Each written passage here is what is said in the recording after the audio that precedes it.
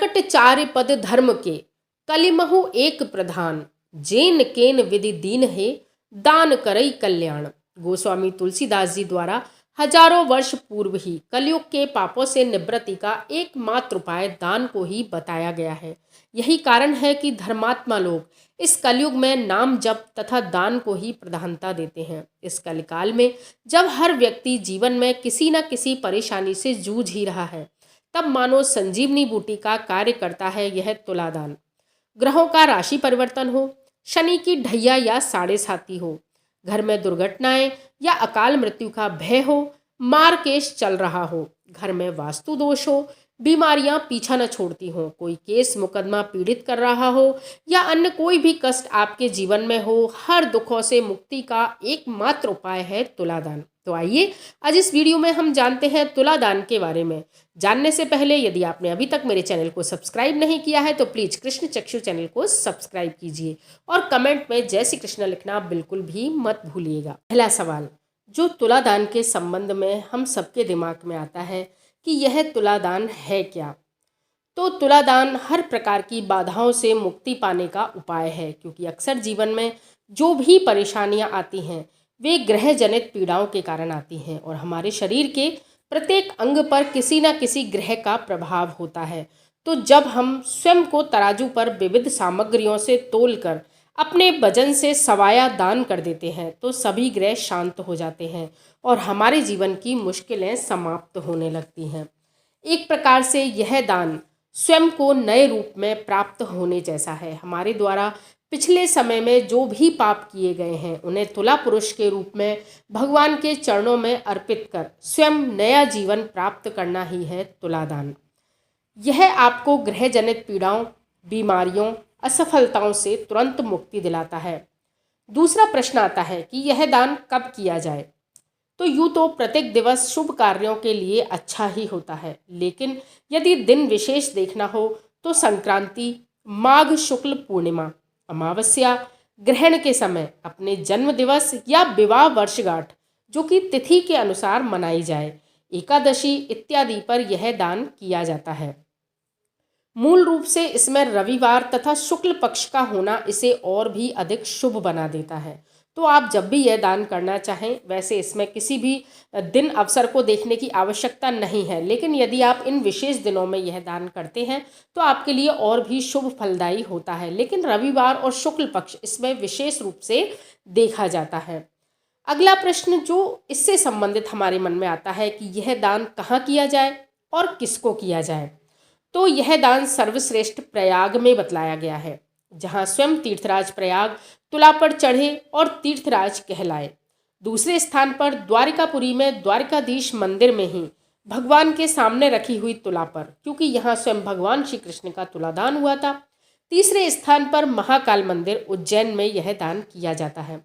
इसके अलावा कोई भी तीर्थ, मंदिर, नदी, जलाशय इत्यादि का किनारा, गौशाला, वेद पाठी ब्राह्मण का घर अथवा स्वयं का घर भी तुलादान के लिए श्रेष्ठ रहता है।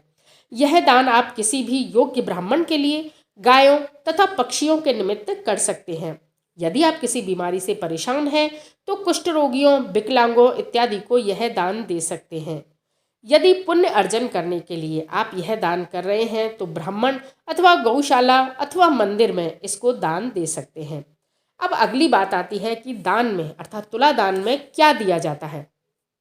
तो शास्त्रों में लिखा है कि यूँ तो तुलादान सोने से किया जाता है, अर्थात अपने वजन के बराबर स्वर्ण दान इसमें किया जाता है।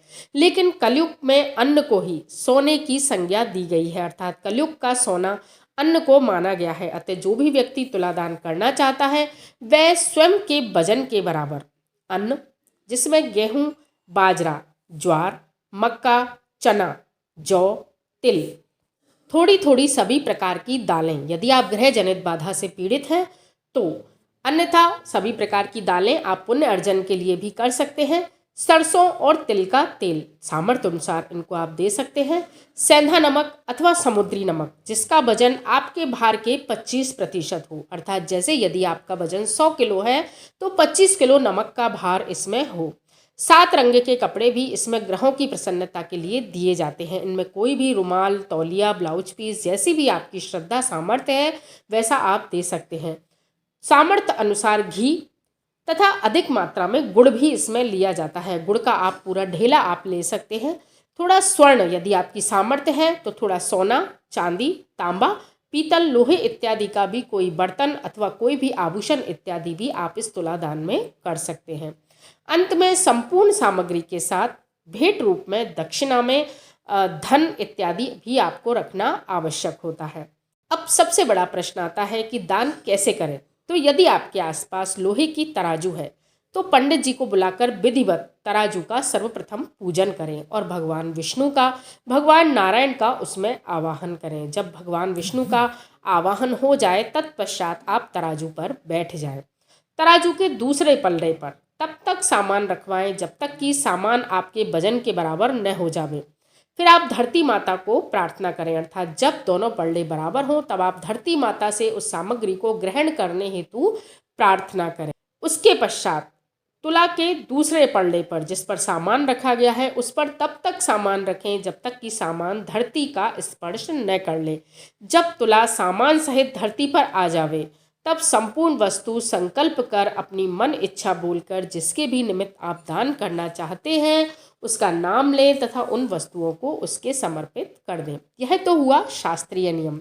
अब यदि आपके पास धन का, समय का, परिस्थिति का, किसी भी चीज का अभाव है तो आप किसी भी शुक्ल पक्ष के रविवार की सुबह अपना भजन करवाएं तथा अपने भजन से सवाया, हरा चारा अथवा पक्षियों का दाना इत्यादि खरीद कर दान दे दें अथवा दाना इत्यादि अपने घर में लाकर रख लें और समय समय पर थोड़ा थोड़ा करके इसे दान करते रहें। लेकिन ध्यान रखें कि इसे अधिक समय तक घर में रखना ठीक नहीं होता है। जिसे भी आप देना चाहते हैं उसको आप शीघ्र देने का प्रयास करें। शास्त्रों में प्रत्येक कार्य के लिए देश काल परिस्थिति के अनुसार शिथिलता दी जाती है, तो ऐसा कुछ नहीं है कि आपको पूर्ण शास्त्रीय विधि से ही काम करना है। आप चाहे अपना स्वयं का भजन करके अपनी सुविधा अनुसार भी इस कार्य को कर सकते हैं।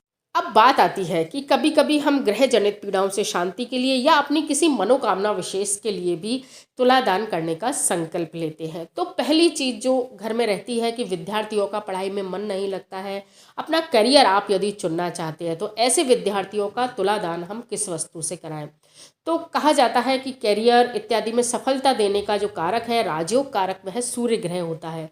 सूर्य ग्रह की प्रसन्नता के लिए गुड़ इत्यादि का दान किया जाता है। तो तुलादान में जो भी विद्यार्थी हैं या करियर बनाने वाला जो भी व्यक्ति है जो अपने करियर को सही दिशा देना चाहते हैं वह गुड़ का दान तुलादान के रूप में करें। तुलादान करते समय आप निम्न मंत्र का भी उच्चारण करें ताकि आपको संपूर्ण तुलादान का जो फल है वह प्राप्त हो सके।